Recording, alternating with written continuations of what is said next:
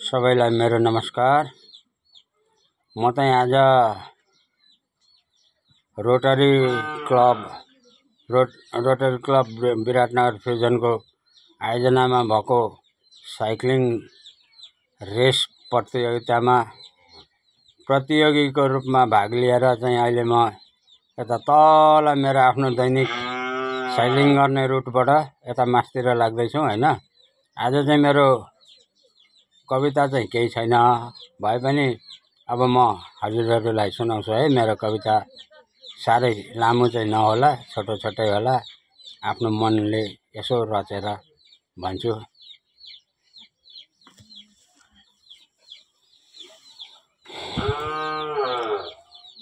देश गयो भड्खालोमा नेताहरू रमाए, देश गयो भड्खालोमा नेताहरू रमाए, गरिबले कहिल्यै पनि पाएनन् न्याय।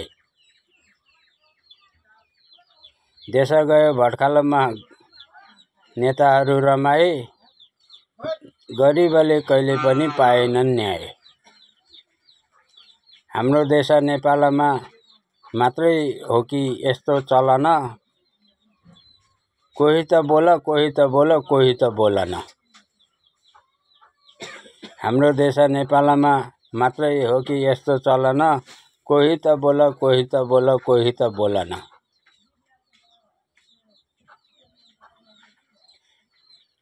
नेतालाई कमिसन खाँदै ठिक, कर्मचारीलाई घुस खाँदै ठिक, नेपाली जनता निरीह, नेपाली जनता निरीह। बोल्दैनन् आफ्नो कुरा, भन्दैनन् आफ्नो समस्या, देखाउँदैनन् आफ्नो कथा व्यथा, कसलाई देखाउने यता न उता। हाम्रो देश नेपालको अव्यवस्थित कानुन, नेपालीले जान्दैनन् भगवानले जानन। नेपालीको छोरो भएर कानुनको धज्जी उडाउँछन्, गरिब निमुखामाथि लाठी बर्साउँछन्। नेता नेता भन्दा भन्दै हामी भयौं यता न उता, देश पनि भड्खालोमा गयो अब जाने कता। नेता नेता भन्दा भन्दै हामी पनि भयौं यता न उता, देश पनि भड्खालोमा गयो अब जाने कता।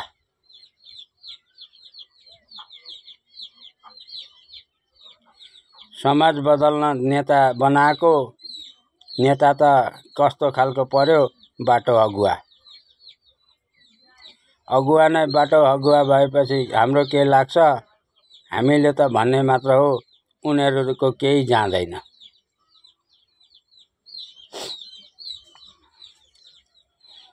व्यथितिको अन्त्य गर्दै व्यवस्थित बनौं, भ्रष्टाचार निर्मूल गरी भ्रष्ट निर्मूल गरौं। व्यथितिको अन्त्य गर्दै भ्रष्टाचार अन्त्य गरौं, व्यथितिको भ्रष्टहरूलाई निर्मूल पारौं। हाम्रो देशको संविधान छ, कानुन पनि छ, गरिबलाई कानुन लाग्छ, धनीमानीलाई कानुन छैन।